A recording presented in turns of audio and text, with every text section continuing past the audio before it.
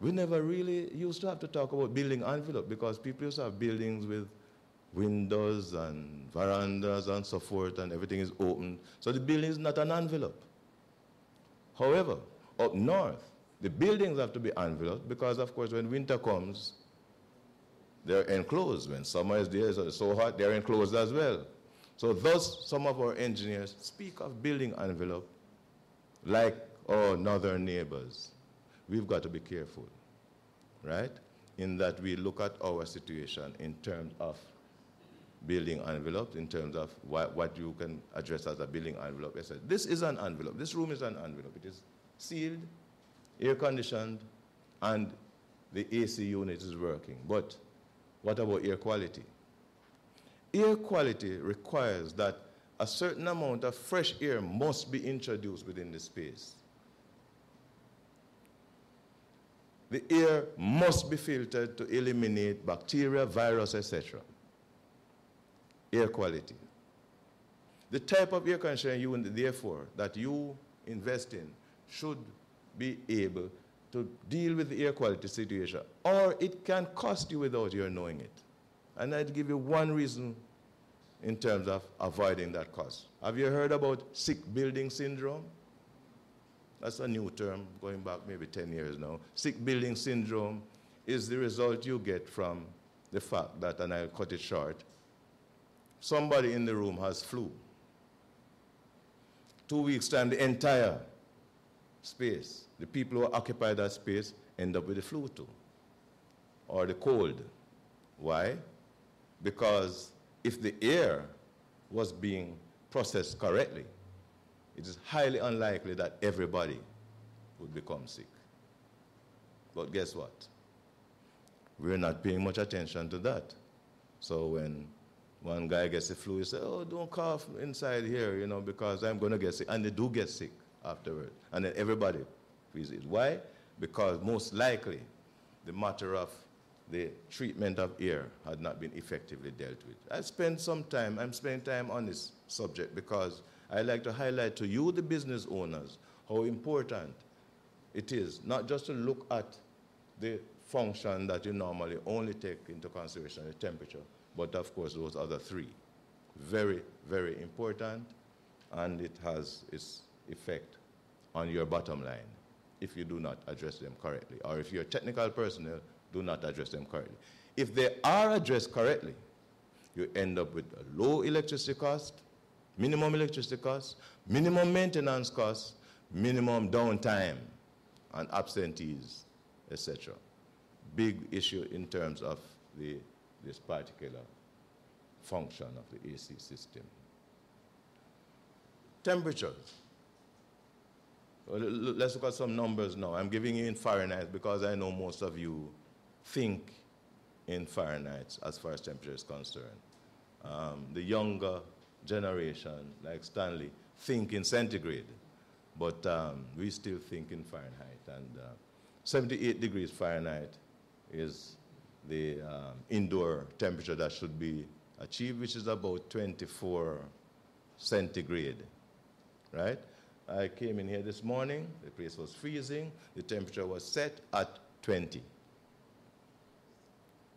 The big difference between going from 24, for every degree change that is made with the air conditioning system upwards, reduces the operating cost by 1.5%. For every degree change. It reduces the operating cost by about 1.5%. Relative humidity. I just mentioned that the humidity conditions outdoors generally about 60 to 80%. The AC unit is designed to, and of course, comfort conditions determined by engineers is generally going to be about 55% relative humidity. So the unit has to work to achieve that level of humidity within the space. The airflow should be about 30 to 50 feet per minute. The technical person here will understand clearly. And very important now, because this is a key factor. As a matter of fact, people in the United States are suing their employers when those levels are not maintained within their environment. The employees, sue. 15 to 20 cubic feet per minute of outside air should be introduced within the space. And the measurement of carbon dioxide within the space should be less than 1,000 parts per million. This is about ballpark. If you go to tables, engineering tables will give you information on what is the fresh air required for different type of activity. Schools, hospitals, etc. Right? But what I can assure you, and I've observed it, and I might observe it today too, that we tend to want to fall asleep as the CO2 levels change. And you say, boy, nigga man, see, take me and all that sort of thing. No. It could very well be the fact that the air within the space has so much CO2 that the reduction in oxygen has this adverse effect on human beings that you start to feel sleepy.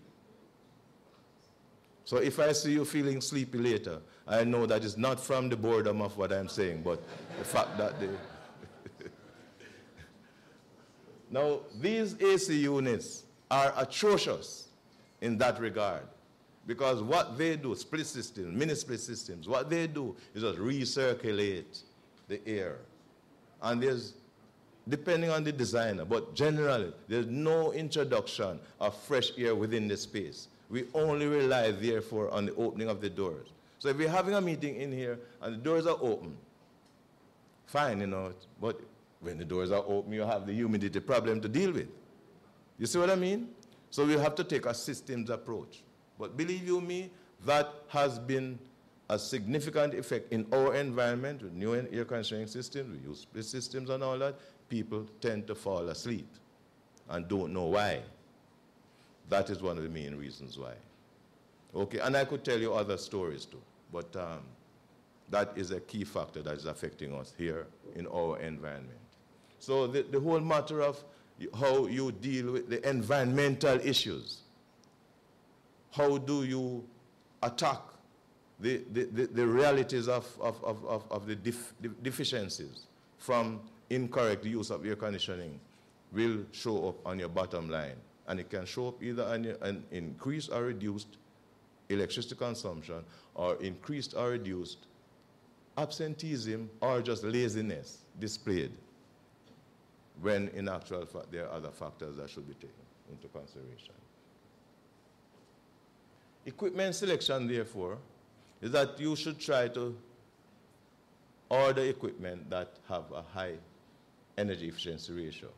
And in some large facilities, you can order water-cooled air conditioning units rather than air-cooled water conditioning.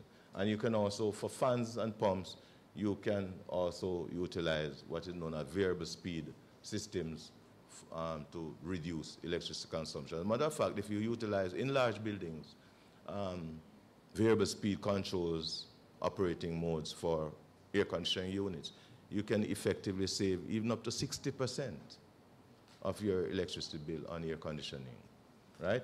Preventive maintenance is a must, and lighting retrofit is vitally important. So what are the air conditioning energy conservation measures that I'd like to see take place?